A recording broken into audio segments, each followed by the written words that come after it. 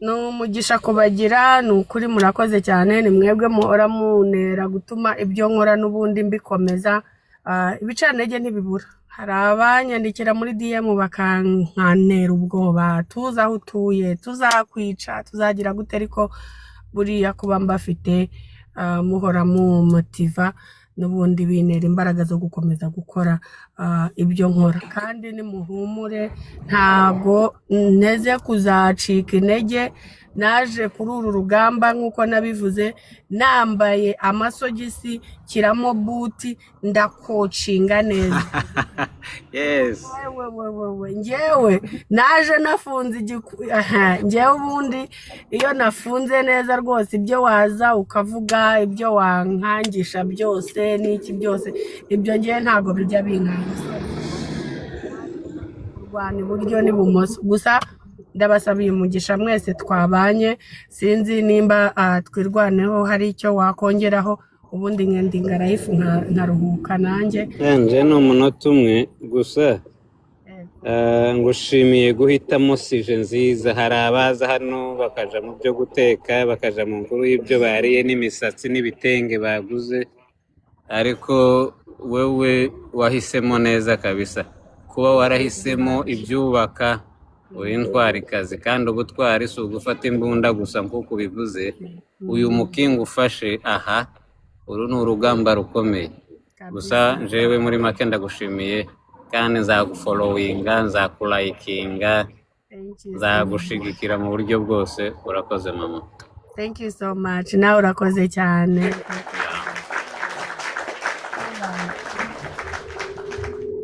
reka rero nshimira abantu mwese twabanye Imana ibaho umugisha ni ukuri mwakoze kubana nanjye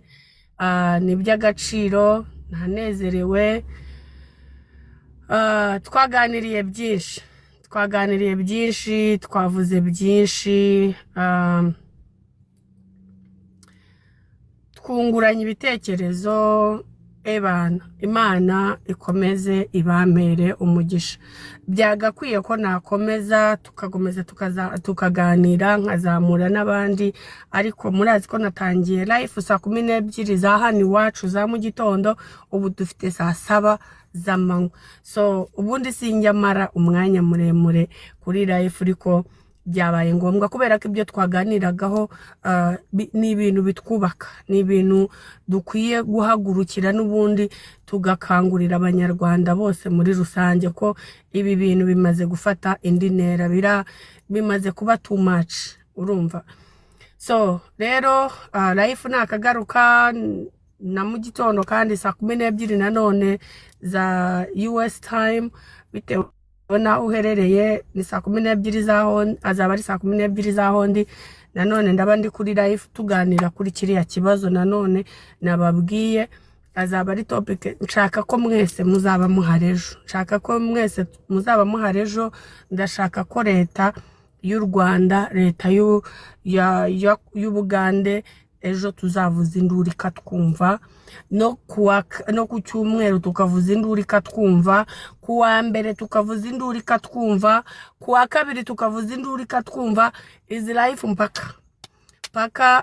leta y'u Rwanda yumvishe kurira kwacu yumvishe gutakamba kwacu urumva na leta y'Ubugande ni leta dukunda ziyobowe n'imfura tuyobowe n'abasaza bazi icyo bakora urumva n'abasaza bakunda abaturage babo so ndifuza ko rero leta ya Uganda na leta y'u Rwanda bazakorana ku bintu ejo tuzaganiraho so Imana ibaho umugisha ndabakunda mwese abahise hano abangiftinze abagize icyo mutanga Imana ibaho umugisha ndabashimiye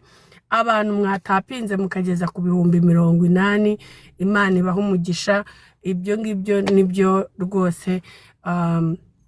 uwo ni umusada ukomeye by the way uwo nawe ari umusada ukomeye kubona abantu baza kuri platform yawe kubona abantu baza mukicarana gutya mukaganira mukungurana ibitekerezo ni ibintu by'agaciro so ndasoje Imana ibaho umugisha please read my message and DM yaba we shamba bari nzayisomejo ndarushye ubu nimva hano kuri live ndahita mfunga phone ariko mfite nomero zanjye muri bio umuntu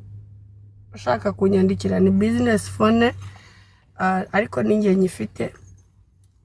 wareba kuri bio yanjye nomero zanjye ziriho hanyuma ukanyandikira rigiye gusubiza rigiye guhorera iyo ni business telefone ya business yanjye abantu namwe mwifuza kugura ibibanza mu mujyi wa Kigali abantu mwifuza kugura ibibanza mu mujyi wa Kigali muneze imbere mfite ibibanza aho bita Muyumbo ikibanza nanone biterwa n'icyo ushaka uko kingana hari cya 20 kuri 15 hari gifite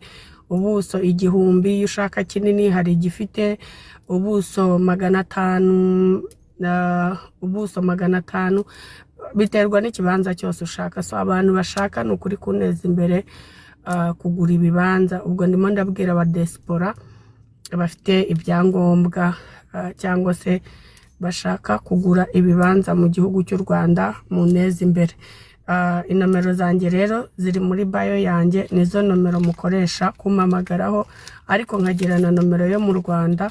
ariko yo yakira message gusa ntago ubu ngubu ikora kuri telefone niyo mpamvu nashyizeho iyi nomero yo hanze so rero Imana ibaha umugisha ndabakunda ibihe byiza ciao nakagaruka